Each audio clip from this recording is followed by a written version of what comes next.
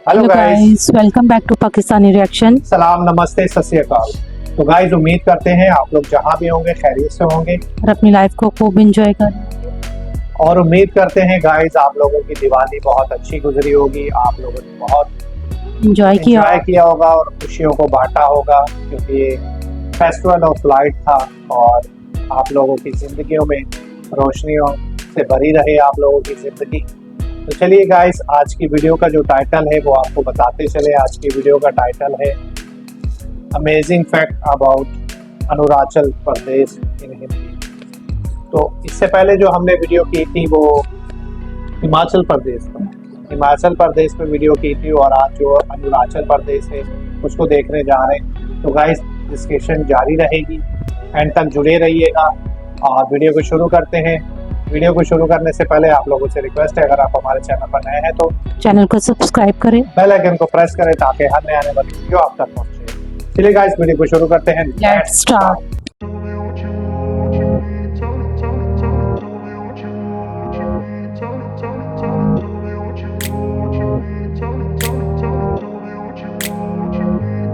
Hello दोस्तों, कैसे हैं आप सब। एक बार फिर से आप सबका स्वागत करता हूं आपके अपने चैनल टूरोपीडिया हिंदी पर। क्या आप जानते हैं कि भारत के कौन कौन से राज्य में सबसे पहले सूर्योदय होता है? एक ऐसा राज्य जिसकी प्राकृतिक सुंदरता देख आपको लगेगा मानो आप फिनलैंड में घूम रहे हैं। इसी राज्य में दुनिया की दूसरी सबसे बड़ी बौद्ध मोनेस्ट्री भी मौजूद है, और साथ ही यहाँ का लगभग 3/4 हिस्सा जंगल और हरियाली से घिरा हुआ है। पहाड़ियों के बीच में बसा होने के कारण आज तक भी यहाँ कोई एयरपोर्ट नहीं बन पाया है। ये राज्य 7 सिस्टर्स में से एक है, जहाँ पर भारत का सबसे लंबा पुल भी बना हुआ है। दोस्तों, आज हम बात कर रहे हैं भारत के एक खूबसूरत राज्य अरुणाचल प्रदेश की। तो देर किस बात की, अपना सीट बेल्ट बांध लीजिए अच्छे से और निकलते हैं अरुणाचल प्रदेश के एक शानदार सफर पर। भारत के पूर्वोत्तर इलाके के एक बेहद ही खूबसूरत राज्य अरुणाचल प्रदेश में चारों तरफ हरे भरे जंगल, खूबसूरत वादियां, नदी और झरने बहते हुए ही नजर आएंगे। लेकिन ये एक ऐसा राज्य है जहाँ भारतीयों को जाने के लिए भी परमिट लेनी पड़ती है। लेकिन ऐसा क्यों, इस बारे में हम आपको वीडियो में बताएंगे। अरुणाचल प्रदेश की कुल जनसंख्या 16 लाख के आसपास है और ये भारत का तीसरा सबसे कम आबादी वाला प्रदेश है।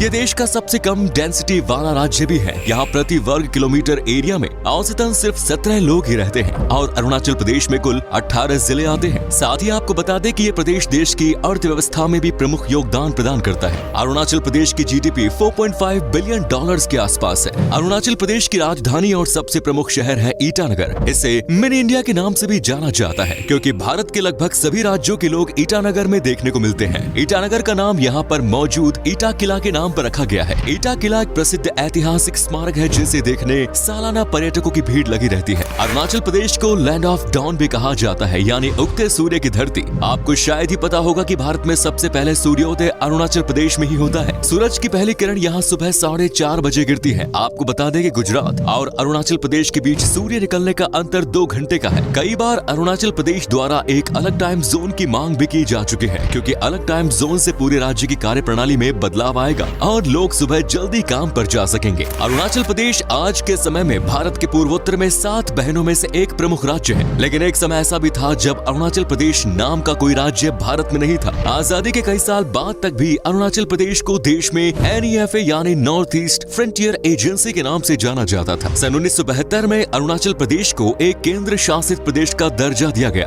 और ये नाम बीभा बासु दास जी द्वारा रखा गया, क्योंकि अरुणाचल प्रदेश का मतलब ही होता है उगते सूर्य की धरती। दोस्तों, सर्दियों के समय अरुणाचल प्रदेश किसी जन्नत से कम नहीं लगता। यहाँ चारों तरफ बर्फ की सफेद चादर से ढकी हुई चोटियां ही नजर आती हैं, जिसकी तुलना फिनलैंड राज्य से की जाती है। आप अगर सस्ते दामों में फिनलैंड घूमने का मजा लेना चाहते हैं तो अरुणाचल प्रदेश की ट्रिप प्लान कर सकते हैं। अरुणाचल प्रदेश भारत में सबसे बड़ा अंतर्राष्ट्रीय सीमा शेयर करता है। ये 3 देश चीन, भूटान और म्यांमार के साथ कुल 1603 किलोमीटर की सीमा साझा करता है। अरुणाचल प्रदेश में देश की सबसे पुरानी बौद्ध मोनेस्ट्री है, जो यहाँ के तवांग जिले में स्थित है। ये मोनेस्ट्री 400 साल से भी ज्यादा पुरानी है, और दुनिया भर के बौद्ध अनुयायियों के लिए ये जगह बेहद खास है। यहाँ पर दूर दूर से लोग ध्यान के लिए आते हैं। तवांग अरुणाचल प्रदेश का बहुत ही खूबसूरत और प्राचीन पर्यटन स्थल माना जाता है, जहाँ प्रकृति के अद्भुत नजारे देखने को मिलते हैं। यहाँ की बर्फीली चोटियाँ और बर्फीली दर्राएं एक रोमांचकारी यात्रा का अनुभव कराती है। यहाँ की सुंदर झीलें और शांत झरने देखकर तो आपको जैसे ही यही बस जाने का मन करेगा। तवांग कई महत्वपूर्ण और सुंदर मठों के लिए लिए भी जाना जाता है। याक की सवारी, पहाड़ और नदी किनारे बने खूबसूरत होटल, फूलों की घाटी, कैंपिंग, बाइक राइडिंग और ब्रिज आदि यहाँ के मुख्य आकर्षण हैं, जो पर्यटकों को लुभाते हैं। तवांग को लेकर भारत और चीन का हमेशा से ही विवाद रहा है। सन 1962 के युद्ध में चीन अरुणाचल प्रदेश के काफी अंदर तक दाखिल हो गया था। तब से लेकर आज तक चीन तवांग जिले के साथ साथ ज्यादातर अरुणाचल प्रदेश को अपना हिस्सा मानता आया है और अरुणाचल प्रदेश को अपने देश के नक्शे में भी शामिल करता है। आज भी अरुणाचल के कई जिलों में चीन की सेना बेस कैंप बनाकर बैठी हुई है।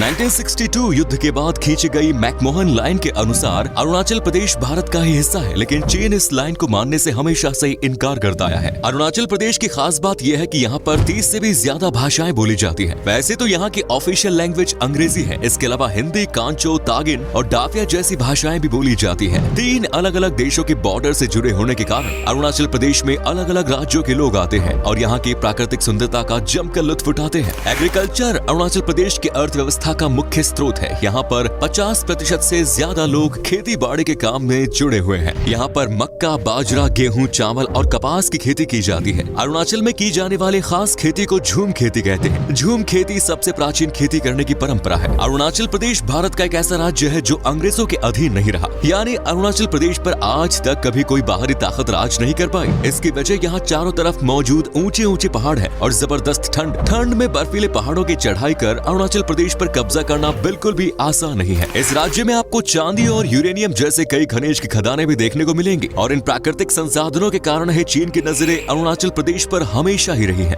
अरुणाचल प्रदेश को ऑर्किड पैराडाइज भी कहा जाता है। इस अकेले राज्य में 500 से भी ज्यादा प्रकार के ऑर्किड की प्रजाति पाई जाती है, जो भारत के किसी भी राज्य में सबसे ज्यादा है। साथ ही यहाँ कई प्रकार की जड़ी बूटियां भी पाई जाती हैं। ईश्वर का भरपूर वरदान अरुणाचल प्रदेश को प्राप्त है, जहाँ के 80% एरिया में सिर्फ जंगल है। अरुणाचल प्रदेश में रहने वाले ज्यादातर लोग किसी न किसी जनजातीय समुदाय से ही ताल्लुक रखते हैं। कुल मिलाकर 25 से 30 आदिवासी समुदाय के लोग इस प्रदेश में रहते हैं। वहीं इन जनजातियों के अंदर भी कई जनजातियां आती हैं, जिनकी गिनती करने पर आंकड़ा 100 के पार पहुंचता नजर आता है। इस राज्य के लोग टोपोला भात, बैम्बो शूट और सुअर का मांस खाना पसंद करते हैं। साथ ही आपोंग नाम के राइस बीर भी खूब पी जाती है। अरुणाचल प्रदेश में एक और अनोखा रिवाज है शादी के समय, जहाँ ज्यादातर लड़की के पिता दहेज का इंतजाम करने के लिए परेशान और दुखी रहते हैं। वहीं अरुणाचल प्रदेश में दहेज लड़की वाले नहीं बल्कि लड़की वाले देते हैं, इसीलिए यहाँ पर लड़की पैदा होने पर शानदार जश्न मनाया जाता है। लेकिन ये बात बिल्कुल भी नहीं भूलनी चाहिए कि दहेज लेना और देना दोनों ही पाप है।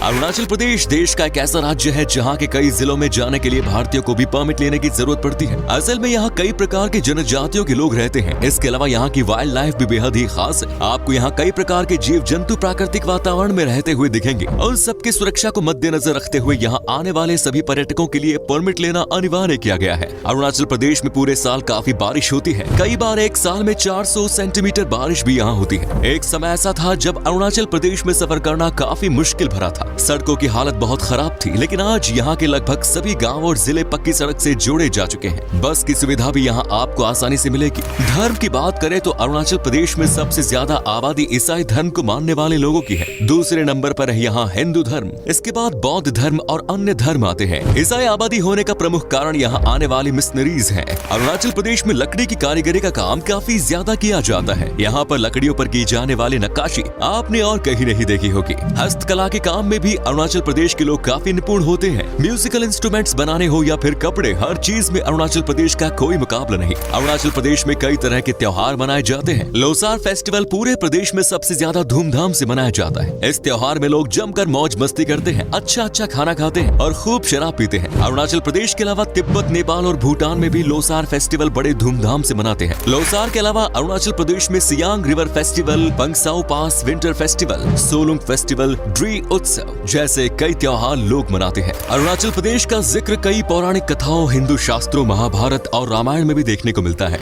इस राज्य में परशुराम कुंड और सीता कुंड जैसी पवित्र जगह है। यहाँ के सियांग जिले में स्थित मालिनिथान मंदिर एक और ऐतिहासिक और पवित्र मंदिर है। मान्यताओं के अनुसार द्वारिका नगरी जाते वक्त इसी स्थान पर भगवान श्री कृष्ण और रुक्मिणी ने रुककर विश्राम किया था। इसके अलावा भी अरुणाचल प्रदेश में कई ऐसी जगह हैं जहां आप अपनी फैमिली और दोस्तों के साथ घूमने का आनंद ले सकते हैं। इसके अलावा 5600 फीट ऊंचाई जीरो वैली दुनिया की सबसे खूबसूरत जगहों में से एक है। यहाँ पहुंचकर आपको ऐसा लगेगा मानो आप साक्षात प्रकृति की गोद में लेटे हुए हो। अगर आप ट्रैकिंग का शौक रखते हैं तो अरुणाचल प्रदेश की गोरी चेन पीक की यात्रा जरूर करनी चाहिए। ये इस राज्य की सबसे ऊंची चोटी है जो समुद्र तल से 22,500 फीट की ऊंचाई पर पर स्थित है। पासीघाट अरुणाचल प्रदेश का एक सबसे पुराना शहर है, जहाँ के झरने, झूलते हुए पुल और पहाड़ की चट्टानें इसे बहुत ही आकर्षक पर्यटन स्थल बनाती है। इसके अलावा रोइंग, पामुम पारे, बोमडिला, कमलांग वन्य जीव अभ्यारण्य और महू वन्य जीव अभ्यारण्य जैसी अनेकों जगह आप घूम सकते हैं। साथ ही अरुणाचल प्रदेश में ही देश का सबसे लंबा ब्रिज भी बना हुआ है। ये ब्रिज ब्रह्मपुत्र नदी के ऊपर है, जिसकी लंबाई 9.15 किलोमीटर है। इसका पुल का नाम धोला सदिया पुल है, जिसे डॉक्टर भूपेन हाजरिका ब्रिज के नाम से भी जाना जाता है।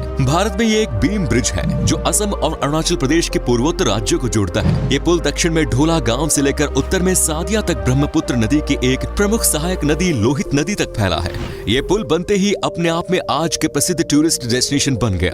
अगर आप प्रकृति के नजदीक रहकर कुछ पल सुकून के गुजारना चाहते हैं तो अरुणाचल प्रदेश आपके लिए एक परफेक्ट टूरिस्ट डेस्टिनेशन है। यहाँ घूमने के लिए लगभग 30,000 रुपए का खर्च आएगा। फ्लाइट से आने पर बजट 40,000 तक भी जा सकता है। लेकिन एक बार इस राज्य की सुंदरता आप देख लेंगे तो आपको अपने पूरे पैसे वसूल होते नजर आएंगे। लेकिन आपकी जानकारी के लिए बता दें कि अरुणाचल प्रदेश तक आप सीधे फ्लाइट से नहीं जा सकते, क्योंकि ये एक ऐसा राज्य है जहाँ कोई भी हवाई अड्डा मौजूद नहीं है। फ्लाइट के जरिए यहाँ तक पहुँचने के लिए आपको असम के गुवाहाटी शहर जाना पड़ेगा, जहाँ से किसी भी गाड़ी के जरिए आप अरुणाचल प्रदेश पहुँच सकते हैं। अगर आप अकेले हैं तो आपको अरुणाचल प्रदेश घूमने के लिए 7 से 8 दिन में लगभग 24,000 रुपए खर्च करने होंगे।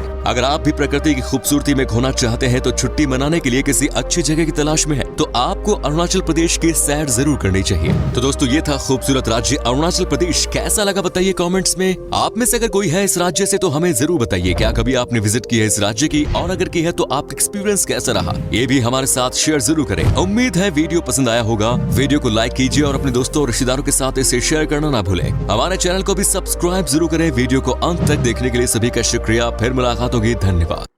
तो रोमा, कैसा लगा आज का ये स्टेट? सच में अमेजिंग। बिल्कुल बहुत खूबसूरत और बहुत अच्छा लगा। दिल को छू जाने वाला स्टेट है, क्योंकि यहाँ पैराडाइज ऑफ इंडिया। बिल्कुल पैराडाइज ऑफ इंडिया है और एक पुरसकून जगह लग रही है, क्योंकि वहाँ पे अगर हम देखें तो 80% ग्रीनरी, ये जंगल भी है और स्नो फॉलिंग बहुत ज़्यादा होती है। और फिनलैंड की तरह कहा जाता है, फिनलैंड भी, इंडिया का फिनलैंड भी कहा जाता है इसको। और वाकई में हमने जैसा देखा बहुत ही खूबसूरत स्टेट है। और इसके अलावा वहाँ पे जो स्नो फॉलिंग और रेनिंग का भी बताया जा रहा है कि बारिश भी काफ़ी होती है। तो बहुत अमेजिंग स्टेट लग रहा है। और क्या कह सकते हैं, नेचुरल ब्यूटी नजर आती है। नेचुरल ब्यूटी नज़र आती है और पुरसकून जगह लग रही है। इंसान वहाँ जाके एक तरह से पुरसकून हो सकता है और अपनी टेंशनों को रिलीज कर सकता है, क्योंकि जब हम इस तरह की जगह पे जाते हैं तो हमें एक पुरसकून सा फील होता है। और वहाँ वाइल्ड लाइफ भी काफ़ी है, जंगल है क्योंकि। और स्पेशली ये देखें कि इंडियंस को भी जो है वहाँ जाने के लिए परमिट लेना पड़ता है। परमिट बनवा के उसके बाद जा सकते हैं, अलाउ है, लेकिन परमिट बनवाने के बाद, क्योंकि वहाँ जो वाइल्ड लाइफ है उसकी वजह से, वहाँ जो जंगल है, वहाँ एनिमल्स है, उसकी वजह से जो है उनको भी परमिट बनवाना पड़ता है। तो बहुत अच्छा स्टेट लगा और खूबसूरत लगा। वाकई में इंडिया हमने जब से देखना शुरू किया है, बहुत सारी सिटीज़ भी देखी हैं और स्टेट अब देख रहे हैं, तो वाकई में इंडिया बहुत खूबसूरत है। और इंडिया में जिस तरह हम डिफरेंट कंट्रीज़ में जाते हैं वो सारी चीज़ें इंडिया में मौजूद हैं। तो हमें तो बहुत अच्छा लगा। उम्मीद करते हैं आपको रिएक्शन पसंद आया होगा। अगर आपको रिएक्शन पसंद आया तो हमारी वीडियो को लाइक, शेयर और चैनल को सब्सक्राइब करें। बेल आइकन को प्रेस करें ताकि हर नए आने वाली वीडियो आप तक पहुंचे। हंसते रहिए, मुस्कुराते रहिए। फिर मिलेंगे नेक्स्ट वीडियो में। तब तक के लिए बाय बाय।